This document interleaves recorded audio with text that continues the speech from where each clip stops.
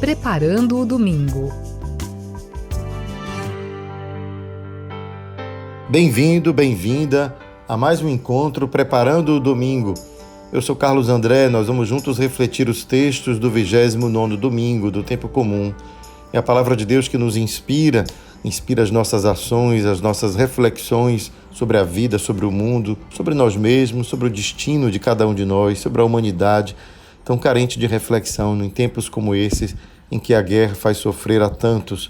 Por isso, queremos invocar o Espírito Santo de Deus, para que a gente tenha um coração aberto para escutar aquilo que a palavra de Deus nos inspira neste dia.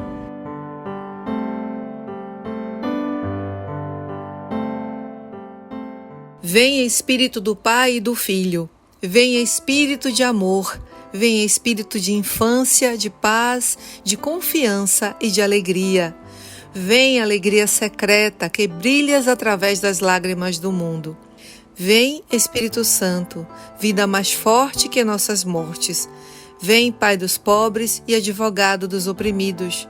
Vem luz da eterna verdade e de amor derramado em nossos corações. Permanece em nós, Santo Espírito de Deus. Não nos abandones, nem no duro combate da vida, nem no momento em que tocarmos o final da caminhada. Vem, Santo Espírito de Deus. Amém. A primeira leitura de hoje é do livro do profeta Isaías, e diz assim: Isto diz o Senhor sobre Ciro, seu ungido. Tomei-o pela mão para submeter os povos ao seu domínio, dobrar o orgulho dos reis, abrir todas as portas à sua marcha, e para não deixar trancar os portões. Por causa de meu servo Jacó e de meu eleito Israel, chamei-te pelo nome. Reservei-te e não me reconheceste. Eu sou o Senhor, não existe outro. Fora de mim não há Deus. Armei-te, guerreiro, sem me reconheceres, para que todos saibam do Oriente ao Ocidente que fora de mim outro não existe. Eu sou o Senhor, não há outro. Essa passagem do profeta Isaías mostra o quanto, para entender a Bíblia, muitas vezes é necessário compreender um contexto, que está em volta dos textos, especialmente aqui, quando a gente está lendo um livro dos profetas, que é um livro que basicamente nos fala da reação destes homens inspirados por Deus diante da opressão, seja a opressão dos reis da sua própria nação, os reis de Israel, seja a opressão que este povo sofreu quando, levado ao exílio, os reis estrangeiros os oprimiram. E aqui a gente está vendo este rei estrangeiro, que é Ciro, que é chamado pelo profeta como ungido, e diz que Deus tomou pela mão para que ele pudesse submeter outros povos. E de fato, Ciro foi um grande imperador persa que dominou muitas nações. E aqui o texto de Isaías vai nos dizer que foi Deus quem armou este grande guerreiro e fez dele o seu ungido. Olha só que ousadia dizer que um rei estrangeiro pudesse ter sido ungido por Deus, mas por uma razão específica, porque foi este rei que libertou Israel, portanto, do cativeiro da Babilônia e o fez retornar para a sua terra. Então, este gesto de Ciro é colocado pelo profeta Isaías como um gesto que foi conduzido por Deus mesmo. Com isso, o profeta está dizendo, olha, se foi Ciro que nos libertou, na verdade foi através de Ciro que Deus mesmo operou a sua libertação. Porque quem deu poder a Ciro foi Deus, este Deus a quem nós amamos. Então veja como este profeta não está falando para Ciro, afinal Ciro jamais poderia ler aquilo ou ouvir falar aquilo que Isaías pronunciou em sua língua natal, em sua língua mãe, que é o hebraico. Portanto, a gente não pode imaginar Ciro escutando esta profecia, mas é o povo de Israel que escuta essa profecia e diz quem nos liberta. Portanto, não é este rei estrangeiro a quem deveríamos, portanto, render graças. Não, rendam graças a Deus, porque ele foi apenas um instrumento. É uma maneira, portanto, de impedir que este povo pudesse glorificar aquele que os libertou da sua escravidão, ou melhor, do seu cativeiro na Babilônia, mas que, na verdade, tinha sido apenas um instrumento nas mãos de Deus. Foi Deus quem o armou, foi Deus quem fez tudo, embora ele mesmo não reconhecesse. E o texto fala disso, não é? Eu te armei, embora você não me reconhecia. Armei-te, guerreiro, sem me reconheceres, diz o texto. Então veja o quanto o profeta está nos dando uma leitura, uma interpretação de um fato que é a libertação. A libertação aconteceu, mas o profeta está lendo esta libertação com outros olhos, com os olhos teológicos, a gente pode chamar, né, usando uma expressão forte, que é os olhos de Deus. Os olhos, como Deus vê a libertação executada por Ciro, é uma libertação que foi induzida por Deus mesmo. Deus o ungiu. Então veja quanto isso também acontece em nossa vida. Os acontecimentos podem ser muitos, muitas vezes aleatórios, muitas vezes sem nenhum vínculo real com a nossa vivência. Mas na medida em que cremos em Deus, podemos atribuir a Ele a razão última para tudo aquilo que acontece. Um livramento, uma situação difícil, ou uma pessoa que mesmo ignora quais são as nossas necessidades e de repente nos favorece com uma bênção, e a gente vai dizer assim, foi Deus que através daquela pessoa nos ajudou aqui e acolá. Pode ser uma palavra, pode ser um bem material, mas são aqueles benefícios que Deus vai nos ajudando a compreender que Ele envia-nos através de meios muito diferentes. É assim que a gente pode acordar todos os dias de manhã, dar um bom dia ao nosso vizinho, ao porteiro, a quem a gente encontra pela rua, sendo cordial, porque pode ser que sem saber você esteja sendo um instrumento de Deus na vida da outra pessoa que recebe aquela palavra com carinho, reconhecendo, Deus lembrou de mim, eu estava tão triste, recebi um bom dia alegre e assim eu percebi que Deus me ungiu. Portanto, sejamos uns para os outros como Ciro, que indiferente, sem conhecer bem o porquê fazia, fazendo apenas porque queria fazer, foi instrumento de Deus, ignorando que era instrumento de Deus, sem me reconheceres, né? Deus agiu na vida de Ciro. Assim pode acontecer na vida de tantas pessoas. Portanto, sejamos assim, abertos, capazes de perceber a ação de Deus em qualquer momento, em qualquer situação, porque Deus não mede esforços para vir ao nosso encontro. Não é? Ele não escolhe instrumentos que sejam puros, verdadeiros, ele escolhe instrumentos que estão disponíveis. Ciro estava disponível, mesmo não conhecendo a Deus, e agiu segundo aquilo que Deus havia planejado, libertar o povo de Israel. É assim, então, que a gente vê este salmo que canta a alegria, né? Cantai ao Senhor Deus um canto novo, cantai ao Senhor Deus, ó terra inteira. Isto é, a terra inteira canta a alegria do Senhor, porque reconhecemos que Deus age, mesmo quando não sabemos por que meios isso está acontecendo. É ali, então, que agora a segunda leitura da carta de São Paulo aos Tessalonicenses vai nos trazer nova inspiração. E diz assim, São Paulo, Silvano e Timóteo, veja que são três, hein? Não é Paulo apenas que está escrevendo. Paulo, Silvano e Timóteo, os três juntos escrevem à igreja dos Tessalonicenses, reunida em Deus Pai e no Senhor Jesus Cristo. A vós, graça e paz. Damos graças a Deus por vós, lembrando-vos sempre em nossas orações. Diante de Deus, nosso Pai, recordamos sem cessar a atuação da vossa fé, o esforço da vossa caridade e a firmeza da vossa esperança em nosso Senhor Jesus Cristo. Sabemos, irmãos amados por Deus, que sois do número dos escolhidos, porque o nosso Evangelho não chegou até vós somente por meio de palavras, mas também mediante a força que é o Espírito Santo, e isso com toda abundância. Mais uma vez, conhecer o texto bíblico de outra maneira, de maneira mais profunda, ajuda a gente a compreender melhor certas passagens. Olha, quando São Paulo faz um louvor à comunidade dos Tessalonicenses, ele não faz isso de graça.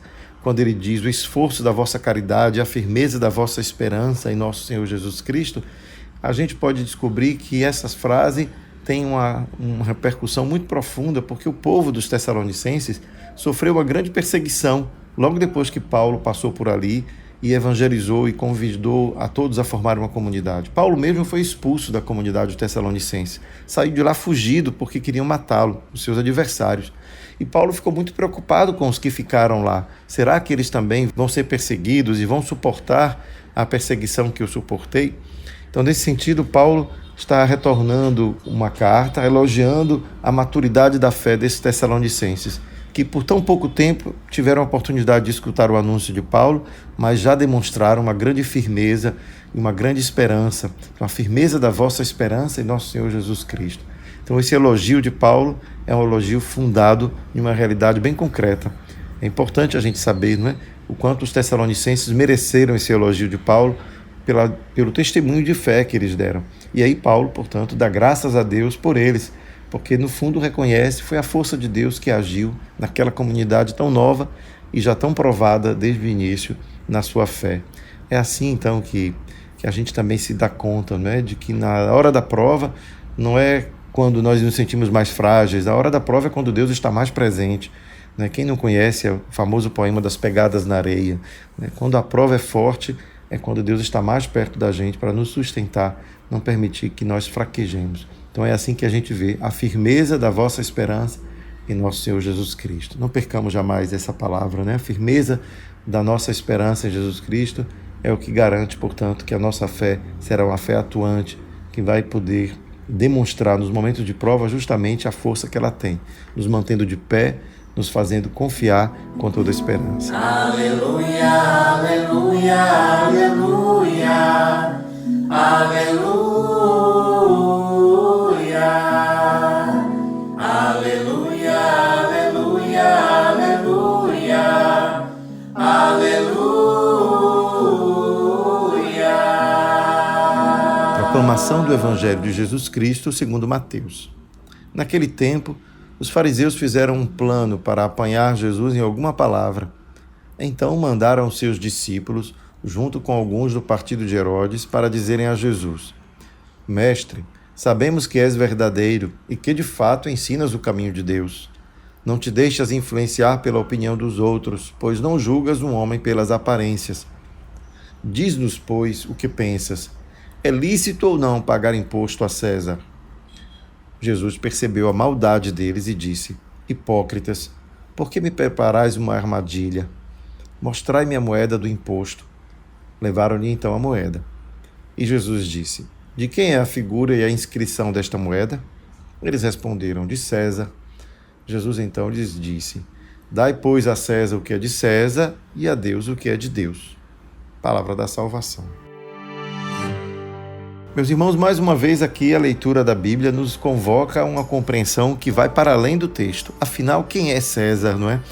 Curioso que algumas traduções da Bíblia chegam a substituir o nome César por imperador. Dai ao imperador o que é do imperador.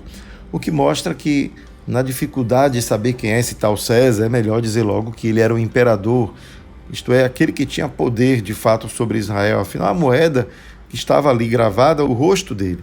Esse rosto de César gravado na moeda mostra a quem pertence de fato, não é? Aquele dinheiro, aquela moeda, aquele valor. Nesse sentido, o que Jesus responde a estes homens é a maneira de devolver a armadilha para eles, não é? Devolver aquilo que eles fizeram. Mas veja que eles se aproximam de Jesus de uma maneira muito cruel, porque afinal fazem de uma maneira que, elogiando a Jesus, querem apenas tomá-lo em um momento de fraqueza, que ele pudesse deixar levar pelo elogio. Veja como deixar-se levar pelas aparências, pelas adulações, pode nos levar ao erro, a acreditar que temos um amigo, quando na verdade temos um inimigo nos adulando. Por isso que a gente conhece uma frase: é mais sábio, portanto, aquele que valoriza a crítica do que aquele que se compraz somente nos elogios. Porque muitas vezes quem nos elogia está de modo hipócrita, apenas querendo nos ganhar nossa simpatia, mas não está realmente nos ajudando. Então não vamos desprezar as críticas quando construtivas, claro, isto é, quando elas não visam destruir o outro, mas apenas fazer-o perceber ou dar-se conta da sua falha, do seu erro, da sua lacuna, e assim ele pode melhorar, pode se tornar uma pessoa melhor a partir daquela crítica que recebeu. Portanto, Jesus não se deixa enganar pelas adulações, mas, pelo contrário, percebe aquilo que estava sendo feito, uma prova. Jesus foi provado aqui. Assim como a gente viu também nas outras passagens, né, da primeira e segunda leitura, diante da prova, a gente pode dizer, como São Paulo na segunda leitura, Jesus permaneceu firme, né, não vacilou e, portanto, não se deixou enganar. E é nessa hora que a gente vê que diante das situações ardilosas que o mal pode nos trazer, é preciso manter o coração firme. Isto é, a gente pode ser capaz até de se enganar diante das intenções do outro, mas a gente não pode perder a esperança de acreditar que aquela prova foi algo que nos destruiu, ou que pelo menos colocou em dúvida a nossa compreensão da vida, do ser humano, de modo que a gente pode continuar confiando no outro, buscando sempre não permitir que essas falhas, fraquezas humanas nos impeçam de ser quem somos. Veja aquilo que Jesus faz. Jesus não perdeu a sua identidade diante da prova. Chamou sim de hipócrita porque assim desmascarou a má intenção deles, mas ao mesmo tempo não devolveu aquela hipocrisia com outra hipocrisia. Apenas deixou que eles mesmos pudessem tomar a decisão. Dai a César o que é de César. Jesus foi, de certa forma, digamos assim, até mesmo caridoso com aqueles homens que agiram de modo hipócrita com eles. Não devolveu a armadilha, mas sim permitiu que eles pudessem se dar conta de que não valia a pena colocar à prova Jesus, porque ele era superior à prova. Jesus não se deixaria levar pelas adulações. Então, digamos que para nós, uma das lições desse texto, né, é uma lição de quem quem sabe no dia a dia discernir aquelas situações de prova em que eu devo manter a minha serenidade e descobrir qual é o comportamento justo. Devo devolver a prova como de um modo também maldoso? Devo devolver a maldade com outra maldade? Ou quem sabe devo manter o meu espírito de mansidão como Jesus manteve? Conseguiu conservar a sua mansidão e diante da prova apenas apresentou ao outro o quanto ardilosa, o quanto era inútil tentar colocá-lo, digamos, em situação difícil, porque ele sabia em quem ele podia pôr a sua confiança. Não era nos aduladores. Ele não precisava dos aduladores para ter confiança, autoconfiança em si mesmo. Ele sabia de onde vinha a sua força e, portanto, foi nela que ele repousou. Dai a Deus o que é de Deus, a César o que é de César. Portanto, dai a maldade e aquilo que pode ser a prova ardilosa, a hipocrisia, ele devolve àqueles que tentaram pegá-lo numa armadilha. E a Deus o que é de Deus, a sua harmonia interior, a sua paz, a sua serenidade, que ele não perde e apenas responde de maneira elegante. Dai a César o que é de César. Como poderia ser mais elegante Jesus aqui, não é? Diante de tudo aquilo que esse contexto do Evangelho parecia criar uma situação de guerra, não é? Eles colocaram Jesus à prova. Jesus poderia devolver também de uma maneira, da mesma moeda, mas não. Jesus, com grande elegância, devolve a maldade ao outro sem precisar destruí-lo, mas pelo contrário, colocando-se na posição de quem sabe do que está fazendo. Não estou sendo guiado pelos elogios, mas sou guiado pela minha consciência. E assim a gente pode também aprender de Jesus, dessas leituras, a superar a prova, sem perder a esperança, sem perder a calma, a serenidade e, acima de tudo, permanecendo fiel àquilo que é o seu propósito de vida. Servir a Deus e ao próximo, sabendo que tudo pertence a Ele, que um dia todos nós nos encontraremos junto de Deus. Senhor, nós te agradecemos pelo dom da vida e te pedimos a força para que possamos reagir aos momentos de prova com coragem, com mansidão, sem desistir nem se deixar, portanto, abater diante das dificuldades.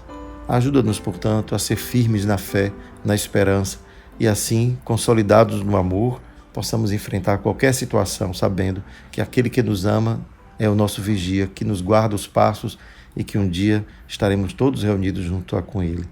Abençoa-nos, Senhor, hoje e sempre, Pai, Filho e Espírito Santo. Amém. Fica a dica! A dica de hoje é observar o comportamento de Ciro, aquele que na primeira leitura libertou o povo, sem saber que estava sendo conduzido pela mão de Deus. Quantas vezes também podemos fazer isso? Sejamos, portanto, assim abertos, livres, capazes de agir, fazendo bem a quem quer que seja, sem saber que, na verdade, é Deus que nos move.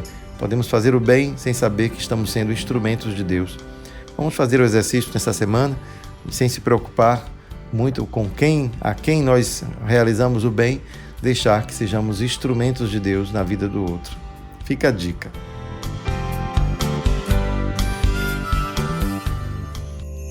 Preparando o domingo.